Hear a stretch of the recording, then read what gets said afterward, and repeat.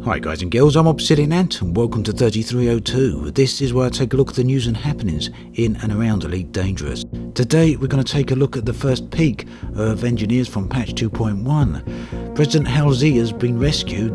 The Pioneers Cooperative are taking votes for their Colonize the Stars, and we're going to the second and final stage of voting for the EyeX competition. Although there was no update last week on patch 2.1 engineers, there was a sneak peek in the newsletter of one of the upcoming engineers. This is Todd the Blaster McQuinn. He's one of the engineers that's going to be in the next patch. Engineers are hidden away somewhere in inhabited space, usually down on the surface of planets apparently, although there may be engineers up in space at a later date. We don't know yet for sure, but that does mean that initially at least you all need horizons in order to get access to the engineers. The engineers are able to improve your ship and its weapons and the various modules. And this guy being called the Blaster, I suspect he is capable of modifying the weapons for you, and you'll need loot and resources that you collect down on planets and perhaps in space in order to enable you to do that. Although this is obviously using in-game assets, I class it as concept art because it's clearly had some post-processing done to it by the artwork team.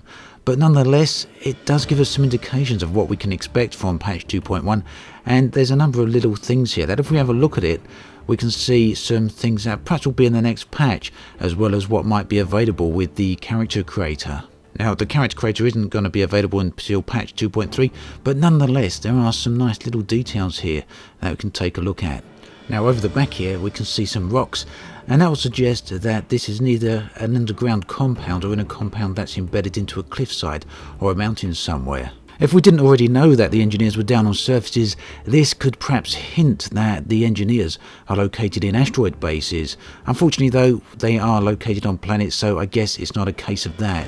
The sparks and welding here is probably something that's a post-processing thing, something that's only going to be in the concept art and probably not in the game, but going and talking to the engineers and seeing all this background wonderfully animated would be a very nice touch indeed, and something I really do hope to see. But I'm not really expecting this whole area to be fully animated. Will the engineer be animated and movable, or will he just be a static image? That's something we're going to have to wait and see. But it would be great if he moves around a bit and was able to talk. Now, whether or not these characters actually end up voiced is another issue entirely, but who knows? Let's wait and see how that plays out. So this is the first time we've seen an in-game character wearing something other than just a standard flight suit. And who knows, maybe engineers will each have their own uniform or their own symbols on their suit. I certainly imagine that's entirely possible and would go a long way to add in much needed variation. The tattoo here is also worth a mention, not necessarily because it's on an in-game NPC here, but rather because the addition of a tattoo would imply that they can be added through the character creator, meaning that perhaps we can add tattoos to our own characters. The bionic eye here is also worthy of a mention. Just another touch to concept art, or is it something that perhaps is available through the character creation? Although that idea momentarily gives me flashbacks to the EVE Online monocle. Any of you that played that will remember just how that went down. So, not an overall lot of information, but something that I thought quite worthy of a look. If any of you have noticed anything else in the image, I'd love to hear from you. The 1.2 patch, or the 2.1 patch rather, is due for release in the spring, so that gives Frontier quite a wide window, any time in the next few months really. But all in all, it's shaping up quite nicely. Last week on Galnet, President Zachary Hudson of the Federation made an announcement that after the whole search and rescue attempt with Starship One and retrieving a whole bunch of escape pods, that President Halsey was found. Now, she was the previous president before Zachary Hudson. She went missing under mysterious and unknown circumstances, and after quite a bit of uproar, she was eventually declared missing, and President Zachary Hudson ultimately got the job. Now, Hudson was never elected. He was instead voted in by committee. Now, when Halsey eventually wakes up, it's going to be interesting, firstly, to hear what she has got to say, because clearly something strange did go on with Starship One, and secondly, to see just what happens with Zachary Hudson.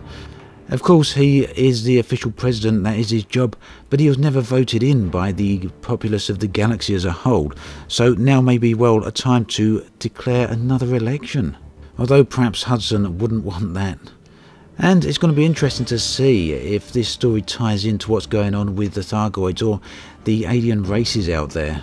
And with Dr. Palin having also gone missing recently on his journey to Obsidian Orbital, President Halsey and her crew may well be able to shed light on what happened with him. After all, it could well be a case that Dr. Palin disappeared under very similar circumstances to Starship 1. And of course we shouldn't forget the unidentified ship which did a high-speed pass of Obsidian Orbital a few weeks back. Perhaps there is a connection there. Now, the Pioneers Cooperative have a long-range colonization attempt going on. And the voting for the first session of this has now ended, and we finally have 10 submissions for the colonization attempts left. This is 10 systems out in the depths of space, around about 2,000 to 2,500 light years away from the current inhabited bubble. The idea is that hopefully we will get a community goal from Frontier at some point, allowing us to colonize one of these systems. Now, the community goal is by no means a certainty, but what is a certainty is that this competition is going on very well, and a nice bunch of systems have been found. We'll have a quick look at these right now. There's some very nice systems amongst these, and most of them have a system plan drawn out on them and the location of where perhaps some of the stations could go. The requirement was that the system had to have at least one Earth-like planet, as well as some other resources located in it, preferably a ring system with pristine metallic rocks inside. And the reason for this is very simple. The Earth-like planet makes it easily and instantly colonizable, and the pristine metallic rings make resources abundantly available. Now, do head over to the thread link below for this, and you can vote on what you think should be the winner of this. The top 4 voted candidates here will be submitted to Frontier for the proposed community goal, and Frontier will be able to choose which one of these, if any, they could perhaps use for the subject of a colonization attempt. The 4 winners of the vote would actually also receive a choice of a free ebook or paint job from the Frontier store. So, like I say, if you're interested, do head on over to the thread and get voting. Talking of voting, the first voting session of the Tobii EyeX competition has come to an end, and we now have our candidates to go on to the final round of voting. The 2 winners, one from each category of this voting, will be winning themselves a Tobii EyeX, which will be sent to them directly from Tobii. We had a whole bunch of submissions for the first round of the competition, and there were some absolutely stunning screenshots there, and it's unfortunate that not everyone can be a winner, but that's how these things go. There's some really talented people out there taking some awesome screenshots of some wonderful locations. And not to mention, the crazy screenshot category did have some hilariously funny entries as well. So voting for this round begins the moment you hear it on this video. It starts right now and will end on the 4th of March at 23:59 UK time. There'll be 1 winner in each category, and the winners will be announced in next week's edition of 3302. I will then be contacting the winners to let them know, and I'll also be putting the winners in contact with Tobii so that they can arrange for delivery of their prize. You can see the 2 galleries below in the video description. Just click on the respective galleries. You'll be taken through to the same website as previously, where you can make your votes. And once again, you do require Facebook to make the vote, and that's just for authentication on the vote, just to stop too much spamming going on there. I appreciate that's not a viable option for everyone, but it's a case of weighing up the pros and cons, and as I don't have immense resources here to hand myself, that really was the only valid option, and to keep it fair, it's the same as the previous stage of the voting. So, good luck to everyone. I wish you all the best. Incidentally, today is the 29th of February, and it's a rather interesting date because 2016 is of course a leap year, meaning that this day only comes around once every 4 years. Now, beyond the obvious, the fact that it is a leap year, you might be wondering why I'm bringing this up. Well, the year in game is of course 3302, and 3302 is not a leap year. Aside from the hysteria of fears expecting the server to crash and burn in a Y2K-like effect, which incidentally I'm actually recording this very late on the 28th of February, so I don't know if that's not going to happen, although I suspect it won't. But just know that the 29th of February in Elite Dangerous is a paradoxical time effect, something that should never happen, a day you should never see. And what happens in 3304 when it actually is a leap year? I guess there won't be a 29th of February then. Finally, I'd like to do a bit of a recommendation here, as I do at the end of most of my 3302 videos, and this one is for a Twitch streamer. Here's someone who's already pretty widely known and has been doing Elite for a very, very long time. And I've also been watching him for a very long time, and he does some very, very good streams indeed. His name is Fiery Toad, and there's a link to his Twitch stream in the video description below. Do go over and check him out.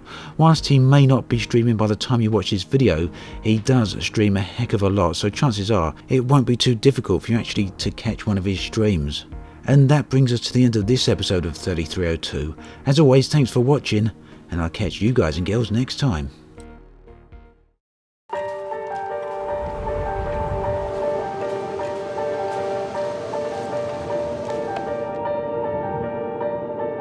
Hi guys and girls, I'm Obsidian Ant and welcome back to The Long Dark. I'm here in this little cabin that I found at the end of the previous episode, and there's not much here in the way of resources, just basically a bed, but it's a heck of a lot warmer than what it is outside at the moment.